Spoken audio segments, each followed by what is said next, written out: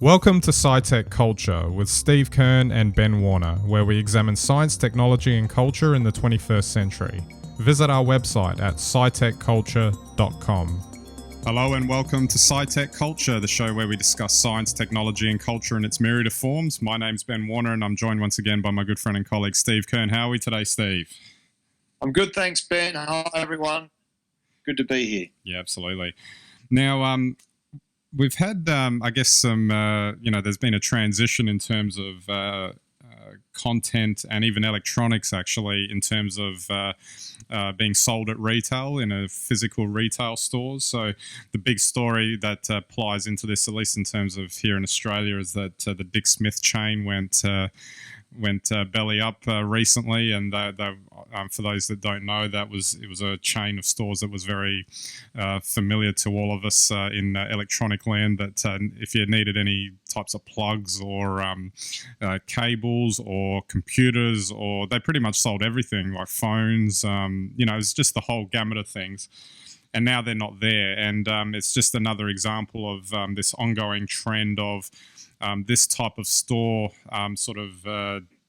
disappearing, I guess. That'd be the best way to put it. So you've got, and people maybe are more reliant on going online and purchasing it. You know, they could buy it off Amazon and get it the next day or something like that, and it's not a bother to them. Or if it comes to their music or movies or TV, they can just click a button and it's instantly watchable.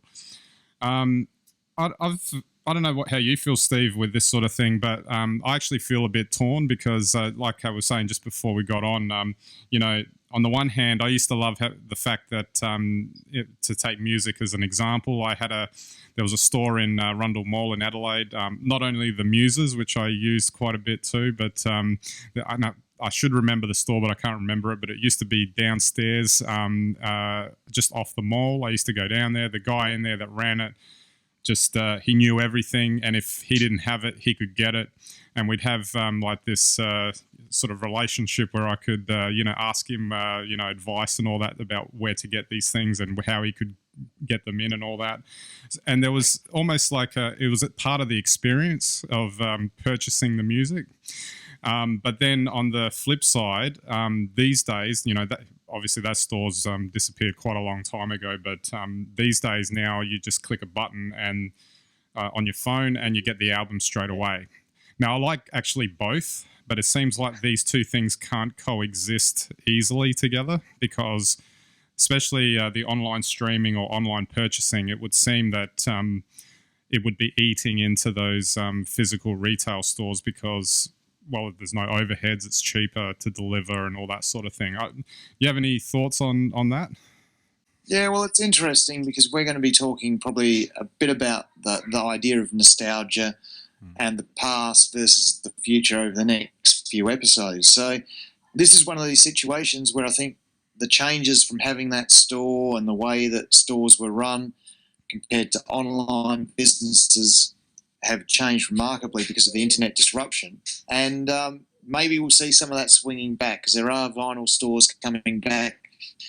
I think people like the personal touch, and while a lot of, the Genius and the related content searches are fantastic, there's nothing like another human giving you a bit of advice. Yeah, absolutely. And this goes actually beyond that.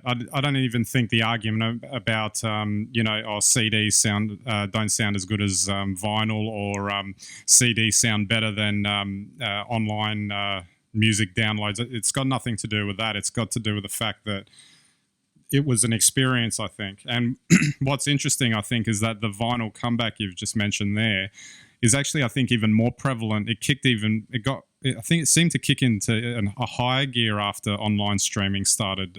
It was sort of there in the background when CDs came in and all of that. But I think once you remove that option of going into a physical store, I think that's where that backlash, for a better word, came in, because they started to stock those more and more often. And you actually see purposely sold record players now, like ones that I've seen in JB Hi-Fi, for instance, that they're multi-purpose. They play records, they play audio cassettes, CDs, the whole works, and you just have to plug it into your home theater system.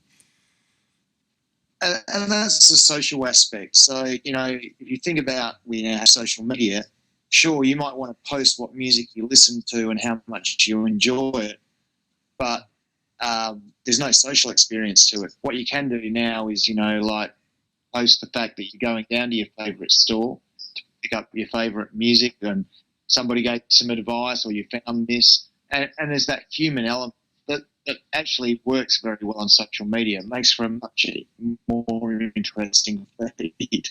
Yeah, exactly. The other thing that I was thinking was also just the cost of a lot of these things has gone down a lot as well. I mean, I think the first CD I ever bought, I think, was back in sometime in 91 or 92 when, the Muses was in its heyday down there in Rundle Mall. And I'm pretty sure they would have been about $35 at the time. Yeah. So even back then, that, count inflation in there, that was actually very expensive for those albums. And it actually felt like you were getting something of value in that sense because it's like a brand new technology and it sounded so much clearer than tapes that were sort of the predecessor, just the immediate predecessor there. But now all this music is just so accessible, and the albums they can be expensive, but then relatively speaking, if you count inflation in, they're not as expensive, especially if you're buying them online because you don't have the physical media that you're sort of paying for, I guess. Yeah, absolutely. I mean, I'm interested though. I think we know about the disruption through the cost and I guess the retail cycle, but I mean, how much value do you put on that social experience of going and buying your vinyl or talking to somebody about some resistors that you're buying to hardwire your own robot together with? Yeah, well, I mean, that's what I mean. There's like a disconnect there for me because it seems like I used to really enjoy that. So you used to go out, you literally had to walk out of your door, you had to go somewhere. It was part of the experience. And, I was, me being the film buff, I'd like to collect my movie soundtracks as an example. And at the time, I think in the mid-90s, it was actually quite hard to get certain soundtracks that I wanted. And, my guy down there that I was talking about before, he ordered... I think it was 2 of the Indiana Jones soundtracks in, and they came straight from Japan, and I've still got them. They're all in Japanese. Wow.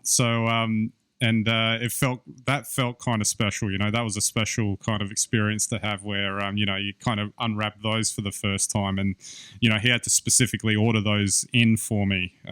He wouldn't stock them locally because maybe they just didn't move or whatever.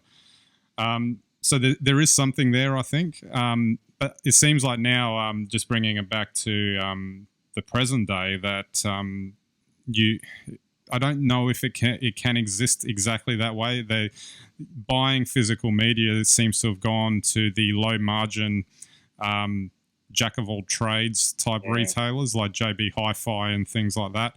And they're not bad. It's just that when I walk in there, it just doesn't have that same feeling. And you've just got a bunch of, teenagers or, uni students pretty much working there anyway. And although some of them are good, they just don't have that kind of experience in providing that experience. Yeah.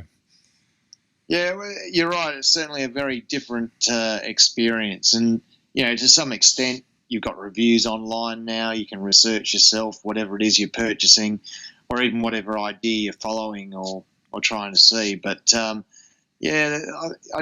still think, and that's interesting because it is hypothesized that maybe sometime in the future humans won't need human contact. Robots will be fine, in which case then really living alone and just through the net it might be enough. But until then, we definitely need the social contact. And I think that's why retail still exists in some form, because there is the social aspect to leaving your house, walking out the door and going off in search of. Absolutely. All right, might wrap it up there and just wrap it up on this note that I think I might have to go out and buy one of those vinyl players myself, just for the hell of it, so I can relive some of those experiences from the late '80s and '90s. Very good. Well, they're making a big comeback, and I'll just throw in there. I just a bit randomly, Ben, but I see Kodak is making a new Super 8 camera. So pick one of those up while you're out there. Oh, if that's the case, I'm definitely getting it and buying as much 8mm film stock as possible. All right. Thanks again. Maybe they see it as a growth industry. Yeah, absolutely. All right, Steve, thanks for that. Yeah, we'll just have to keep watching it because, retail, the future of retail is in a precarious position, I guess. Well, yeah, bricks and mortar for sure, but I'm confident it'll keep going because we love the social bit. Absolutely. All right, so don't forget our website, scitechculture.com. You can get all of our links there. Interact with us on Twitter, Facebook, and Google+. So I'd love to hear from you. We've got some photos on Instagram and Flickr. And if you think anyone's interested in these discussions that Steve and I have on a regular basis, then feel free to send them to our website. We greatly appreciate that. All right, so that's it for this episode. We'll catch you next time.